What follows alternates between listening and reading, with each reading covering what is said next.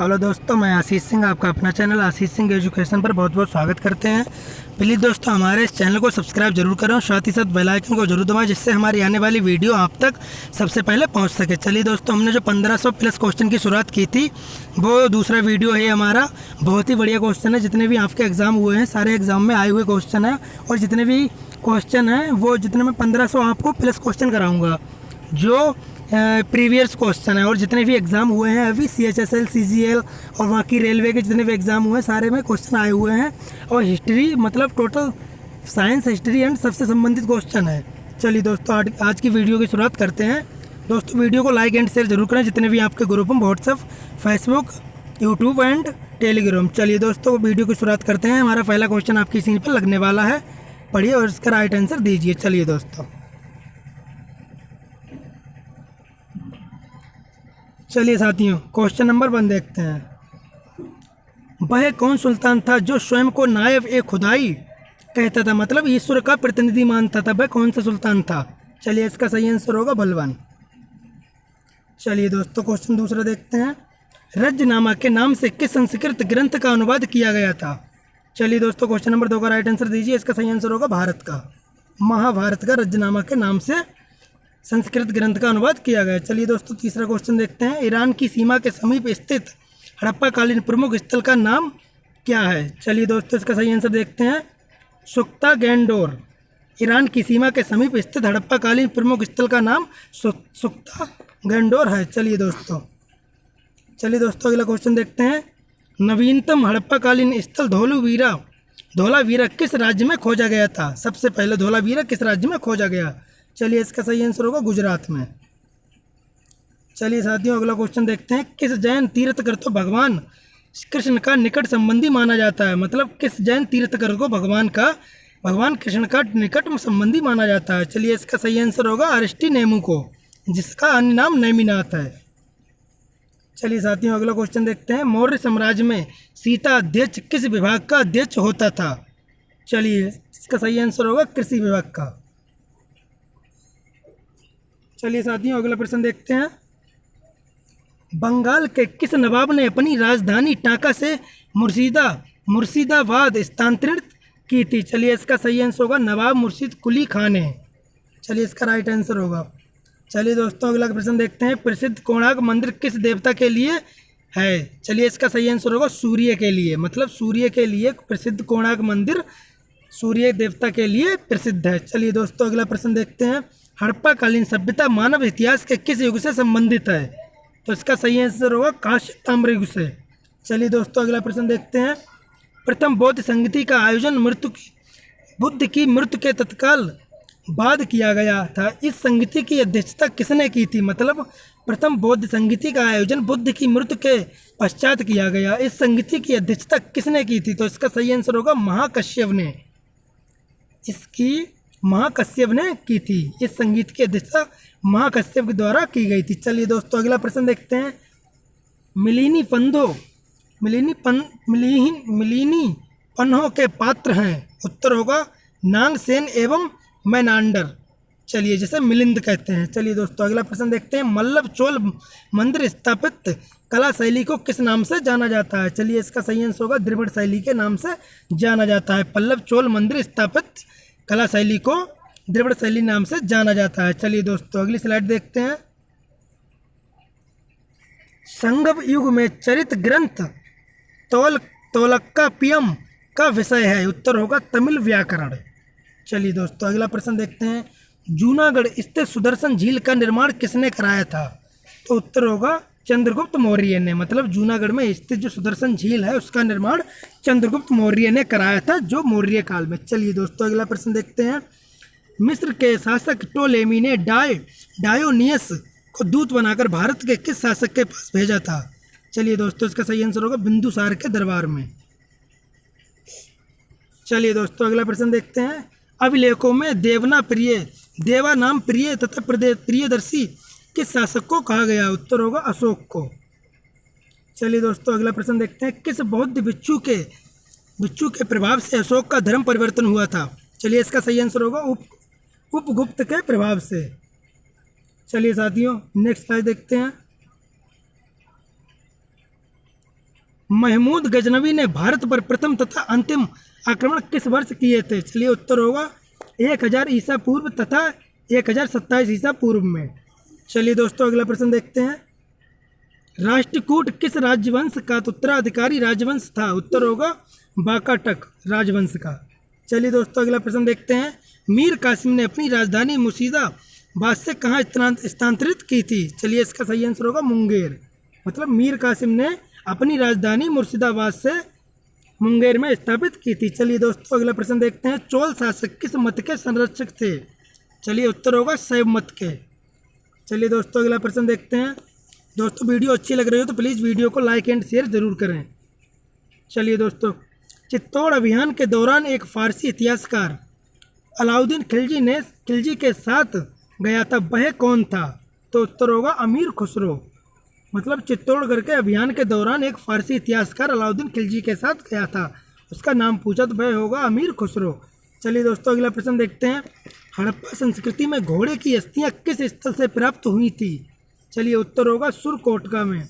दोस्तों बहुत ही important question है, जितने भी हमारे एग्जाम हुए हैं सारे एग्जाम में आए हुए क्वेश्चन है, जितने भी प्रीवियस क्वेश्चन हैं दोस्तों ये हम आपको 1500 प्लस क्वेश्चन हिस्ट्री के कराएंगे। चलिए दोस्तों अगली स्लाइड देखते हैं। लोहागढ़ का किला किसने बनवाया था? उत्तर होगा गुरु गोविंद सिंह ने। गुरु गोविंद सिंह ने लोहागढ़ का किला बनवाया था। चलिए दोस्तों अगला प्रश्न देखते हैं। कश्मीर के मातृदंड मंदिर के संस्थापक कौन थे? तो उत्तर होगा ललितादित्य मुक्तपीड़। ललितादित्य मुक्तपीड़ कश्मीर के मातृदंड मंदिर के संस्थापक थे। चलिए दोस्तों अगला प्रश्न देखते हैं। ऋग्वेद में किस अपराध का सबसे अधिक उल्लेख किया गया? चलिए तो उत्तर होगा पशु चोरी का। मतलब ऋग्वेद में पशु चोरी का सबसे बड़ा अपराध का उल्लेख किया गया। चलिए दोस्तों अगला प्रश्न देखते हैं। उत्तर वैदिक काल में शासन व्यवस्था का सामान्य रूप क्या था? तो उत्तर होगा राजतंत्र। उत्तर वैदिक काल में शासन व्यवस्था का सामान्य रूप राजतंत्र था। चलिए दोस्तों अगला प्रश्न देखते हैं। मौर्य वंश का कौन सा शासक वृद्धावस्था में जैन संत भद्रभाहु के साथ दक्षिण चला गया था? चलिए इसका सही आंसर होगा चंद्रगुप्त मौर्य था। मौर्य वंश का शासक था जो वृद्धावस्था में जैन संत भद्रभाहु के साथ दक्षिण में चला गया था। चलिए दोस्तों अगला प्रश्न देखते हैं। गुप्तोत्तर कालीन भूमि व्यवस्था के विरोध तथा विद्रोह स्वरूप किस धार्मिक संप्रदाय का उदय हुआ था? उत्तर होगा लिंगायतिक संप्रदाय का। चलिए दोस्तों इसका सही आंसर होगा लिंगायतिक संप्रदाय का। चलिए दोस्तों नेक्स्ट स्लाइड देखते हैं। महात्मा बुद्ध की मृत्यु के बाद उनके शरीर के अवशेषों पर कितने स्तूपों का निर्माण किया गया था? मतलब महात्मा बुद्ध की जब मृत्यु हुई थी उनके शरीर के अवशेषों में कितने भागों में बांटा गया? तो सही आंसर होगा 8 स्तूपों का। चलिए दोस्तों अगला प्रश्न देखते हैं। गुप्तोत्तर काल में राजा द्वारा प्रदत्त भूमि अनुदानों के आज्ञा पत्र क्या कहलाते थे? तो इसका सही आंसर होगा शासन पत्र। मतलब गुप्त काल में राजा द्वारा प्रदत्त जो भूमि अनुदान के लिए दी जाती थी आज्ञा पत्र में, उसे शासन पत्र कहते थे। चलिए दोस्तों अगला प्रश्न देखते हैं। किस इमारत को ताजमहल की फूहड़ नकल कहा जाता है? तो इसका सही आंसर होगा बीबी का मकबरा। चलिए दोस्तों अगला प्रश्न देखते हैं। हुजूर दफ्तर क्या था? उत्तर होगा पुणे में पेशावर का एक सचिवालय। पुणे में पेशावर का एक सचिवालय जो था वो हजूर दफ्तर कहलाता था। चलिए दोस्तों अगला प्रश्न देखते हैं। लिंगायतिक संप्रदाय के अनुयायी किस देवता के उपासक थे? तो उत्तर होगा शिव के। चलिए दोस्तों अगला प्रश्न देखते हैं। दीवान ए ईसा का क्या कार्य है?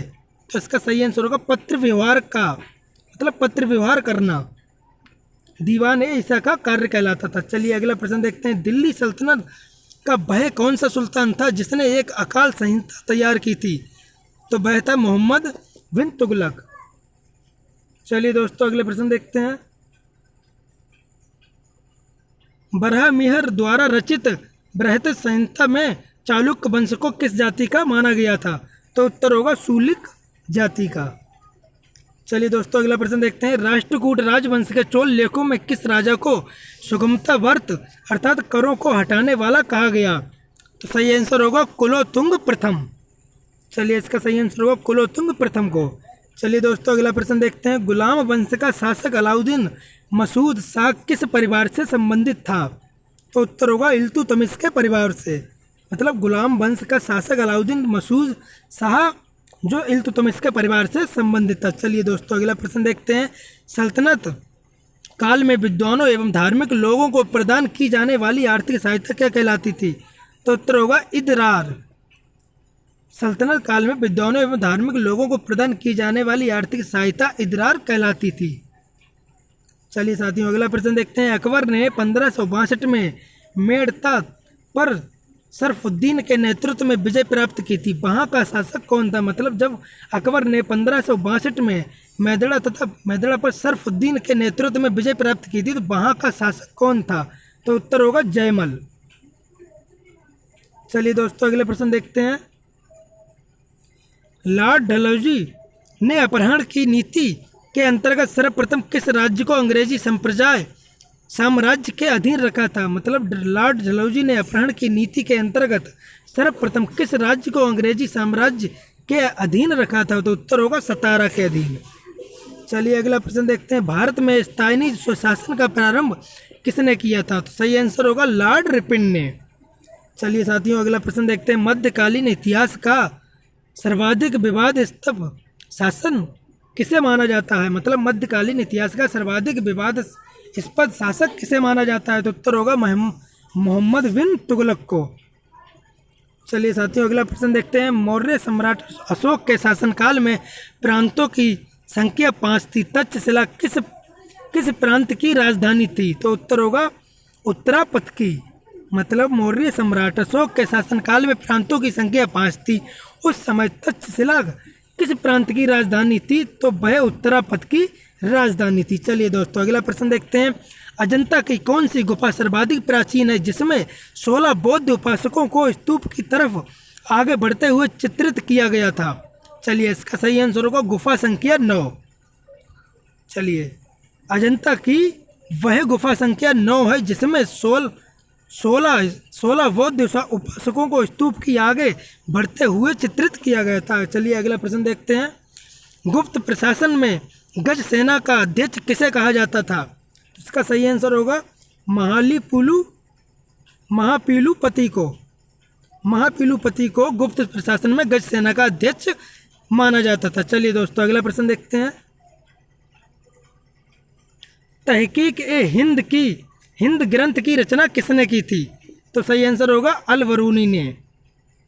तहकीक ए हिंद ग्रंथ की रचना अल-बरूनी ने की थी। चलिए दोस्तों अगला प्रश्न देखते हैं। दीवान ए कोही की स्थापना किस सुल्तान ने की थी? तो दीवान ए कोही की स्थापना मोहम्मद बिन तुगलक ने की थी। चलिए दोस्तों चलिए अगला प्रश्न देखते हैं। जफरनामा के नाम से इतिहास में क्या विख्यात हुआ? चलिए इसका सही आंसर देखते हैं। इसका सही आंसर होगा औरंगजेब को लिखा गया गुरु गोविंद सिंह का पत्र। मतलब जफरनामा के नाम से इतिहास में वह विख्यात हुआ जो औरंगजेब को पत्र लिखा गया था, गुरु गोविंद सिंह का पत्र था। चलिए दोस्तों अगला प्रश्न देखते हैं। आर्यों के पूर्व की ओर प्रसार का अभिज्ञान कराने वाली अग्री वैश्वानर तथा विदेव माधव की कथा का उल्लेख किस ग्रंथ में सर्वप्रथम हुआ था? तो उत्तर होगा शतपथ ब्राह्मण में। चलिए दोस्तों अगला प्रश्न देखते हैं। ऋग्वेद में सबसे अधिक मंत्र किस देवता की स्तुति में लिखे गए हैं? तो उत्तर होगा इंद्र की स्तुति में। चलिए ऋग्वेद में सबसे ज़्यादा इंद्र के मंत्र का सबसे ज़्यादा स्तुति में लिखे गए हैं, क्योंकि ऋग्वेद के सबसे प्राचीन जो है देवता हैं वो इंद्र को माना जाता है, जो वर्षा के प्रतीक हैं। चलिए दोस्तों अगला प्रश्न देखते हैं। निषाद का सबसे पहला उल्लेख किस ग्रंथ में मिलता है? सही आंसर होगा यजुर्वेद में। चलिए दोस्तों ईस्ट इंडिया कंपनी को बंगाल और बिहार की दीवानी किस मुगल सम्राट ने प्रदान की थी? तो सही आंसर होगा शाह आलम द्वितीय ने।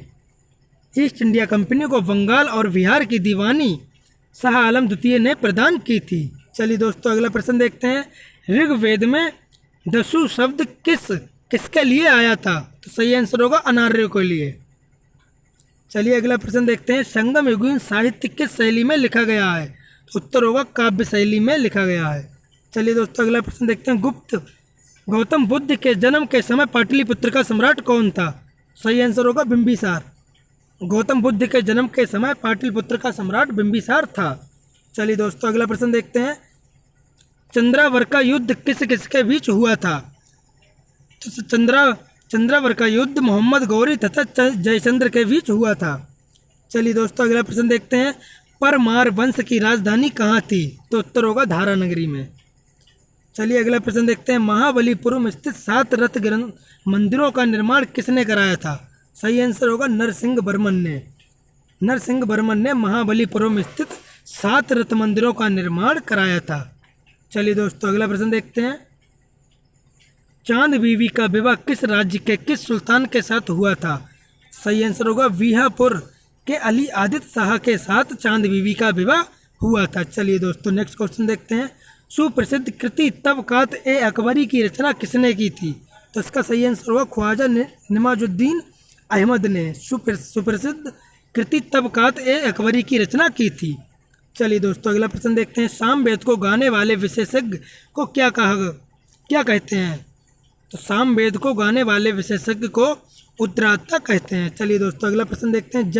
जैन साहित्य को किस नाम से जाना जाता है? तो इसका सही आंसर होगा आगम।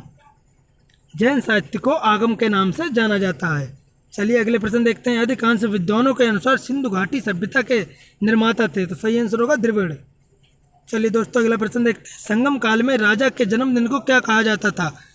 तो इसका सही आंसर होगा पेरुनल। संगम काल में राजा के जन्मदिन को पेरुनल कहा जाता था। चलिए दोस्तों अगला प्रश्न देखते हैं। याज्ञवल्क्य स्मृति टीका किसने लिखा था? तो सही आंसर होगा विज्ञानेश्वर ने। याज्ञवल्क्य स्मृति टीका विज्ञानेश्वर ने लिखा था। चलिए दोस्तों अगला प्रश्न देखते हैं। कश्मीर का अकबर किसे कहा जाता है? तो कश्मीर का अकबर जैनुल अबादीन को कहा जाता है।